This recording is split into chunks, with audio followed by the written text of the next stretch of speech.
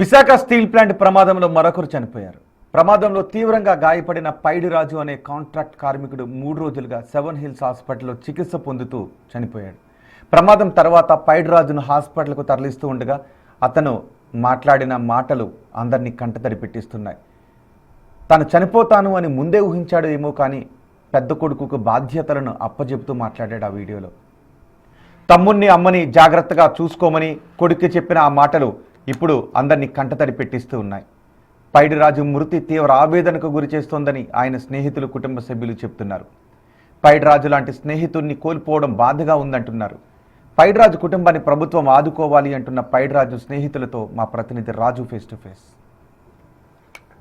Steel ప్లాంట్లో మృతి చెందినటువంటి పైడిరాజు స్నేహితులు, కుటుంబ సభ్యులు అయితే ప్రస్తుతం కేజీహెచ్ దగ్గరికి అయితే వచ్చినటువంటిది అయితే ఉంది. ముఖ్యంగా కేజీహెచ్ హాస్పిటల్ దగ్గర అతని మృతదేహం ఉన్నటువంటి నేపథ్యంలో పోస్ట్ మార్టం అనంతరం ఇప్పుడే ఆ మృతదేహాన్ని కుటుంబ సభ్యులకైతే అప్పగించారు. ప్రస్తుతం కుటుంబ సభ్యులు అదేవిధంగా స్నేహితులు కూడా ఉన్నారు. అసలు ఏంటి ఆ ప్రమాదం జరిగినటువంటి సమయంలో మీరు కూడా కలిసి పనిచేస్తూ ఉంటారా? అసలు ఏంటి? వేరు సెక్షన్లు అండి మాకు.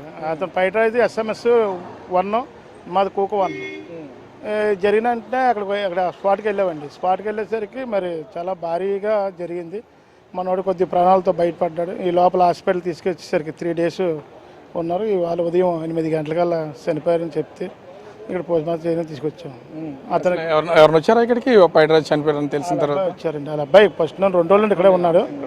అలా పైడిరాజుకి 2 పిల్లలండి. 2 పిల్లలు. పిల్లలంటే పైడిరాజు యాక్సిడెంట్ అయిన తర్వాత కూడా చాలా మంది అంటే బాధపడుతున్నట్టు ఉదయ విధారకంగా ఉంది.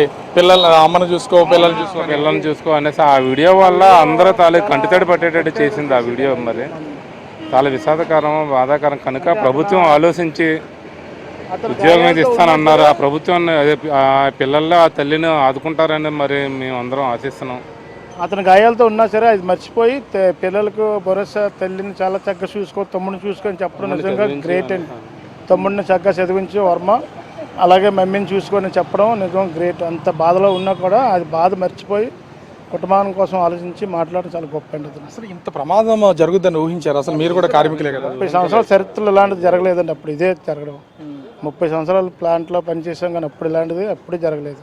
ఇప్పుడు జరిగిందండి. ఇంత ప్రమాదం జరగడానికి అసలు జరిగే ఛాన్సెస్ కూడా ఉంటాయి. ఎందుకు ఇలా జరిగి ఉండొచ్చు? అసలు ఏమైనా గ్యాస్ లాక్ అయినటువంటి సమయాలు ఇట్లాంటివి జరుగుతాయి? అసలు మీరు ఎక్స్పీరియన్స్ ఉన్నటువంటి కార్మికులు కదా, అది తెలియదండి. అక్కడ మాది ఇక్కడ మేము అది SMS వేరే, కోకో అని సెంటర్ ప్లాంట్ ఈ సైట్లు వేరే అవడం వల్ల దాని మీద అంత అవగాహన ఉండదు. ఎక్స్పైర్ అయిపోయిందని అది అన్నారు. చాలా మంది ఎక్స్పైర్ అయిపోవడం వల్ల అది ప్రాబ్లం వచ్చింది, వేస్ట్ అయిపోయిందని చెప్తున్నారు. అదే సార్. సో ప్రస్తుతం అయితే పైడిరాజుకి సంబంధించినటువంటి కుటుంబ సభ్యులు, స్నేహితులు కేజీహెచ్ మార్చిడి దగ్గర అతని మృతదేహాన్ని పోస్ట్ మార్టం తర్వాత తీసుకుని ఇంటికి తీసుకెళ్తున్నటువంటిది అయితే ఉంది. కానీ ఇలాంటి ప్రమాదం జరుగుద్ది అనుకోలేదు. చనిపోయేటప్పుడు కూడా తన బాధ్యతలు గుర్తొచ్చి అటు కొడుక్కి తమ్ముడు బాధ్యత, తల్లి బాధ్యత అప్పగించినటువంటిది అయితే ఉంది. ఇదొక హృదయ విదారకం. కానీ అక్కడ ఏం జరిగిందనేది తెలీదు. పక్క సెక్షన్లో పనిచేస్తున్నటువంటి మాకు సమాచారం వచ్చినప్పుడు అక్కడికి వెళ్ళి అక్కడికే తీవ్ర గాయాలతో పైడిరాజు ఉన్నారు. అదేవిధంగా మిగిలినటువంటి వాళ్ళు చనిపోయినటువంటి వాళ్ళు ఉన్నారు. ఇది చాలా బాధాకరం. 30 సంవత్సరాల్లో ఎప్పుడు ఇంత భారీ ప్రమాదం స్టీల్ ప్లాంట్లో జరగలేదని తోటి కార్మికులు, స్నేహితులు, బంధువులు అయితే చెప్తున్నటువంటి పరిస్థితి కనిపిస్తోంది. కెమెరామెన్ రాముతో రాజు, బిగ్ టీవీ, విశాఖపట్నం. ప్రమాదంలో మృతి చెందిన పైడిరాజు జనసేన పార్టీ క్రియాశీలక కార్యకర్తగా ఉన్నాడు. అయితే పైడిరాజు కుటుంబ సభ్యులను జనసేన పార్టీ ఎమ్మెల్యే వంశీకృష్ణ యాదవ్ కేజీహెచ్లో పరామర్శించారు. పైడిరాజు మృతి విషయాన్ని పార్టీ అధ్యక్షుడు పవన్ కళ్యాణ్ దృష్టికి తీసుకువెళ్లామని వంశీకృష్ణ చెప్పారు. ప్రభుత్వం తరపున, పార్టీ తరపున పైడిరాజు కుటుంబాన్ని ఆదుకుంటామంటున్న వంశీకృష్ణతో మా ప్రతినిధి రాజు ఫేస్ టు ఫేస్.